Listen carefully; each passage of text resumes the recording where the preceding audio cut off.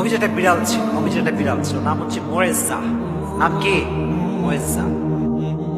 বিড়ালটা হচ্ছে আমাদের আবেগের জায়গা, ভালোবাসার জায়গা, এবং বিড়ালের জন্য অধিক পরিমাণে ভালোবাসা, মায়া, আদর মানুষের মাঝে ঢুকিয়ে দিয়েছে একজন। তিনি কে?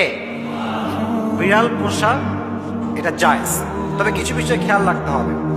যারা বিড়াল পোষে বাসায়, বিড়ালের জন্য কোনো অবহেলা না হয়, কোনো অযত্ন না হয়। বিড়াল যখন খাওয়ার প্রয়োজন, খাবার দিতে হবে। তার যত্নের প্রয়োজন, যত্ন করতে হবে। ঘুমানোর জায়গা দরকার, তাই ঘুমানোর জায়গা দেওয়ার দরকারটা আছে না নাই? তাকে যত্ন করতে হবে। ইভেন হাদিসে এসেছে একজন মহিলা একটি বিড়ালকে আটকে রেখেছিল এবং তাকে খাবার দেয় নাই, তার যত্ন করে না, তাকে ছেড়ে দেয় নাই। হাদিসে এসেছে আল্লাহ তাকে জাহান্নামে নিক্ষেপ করেছে। নাউজুবিল্লাহ পড়ান।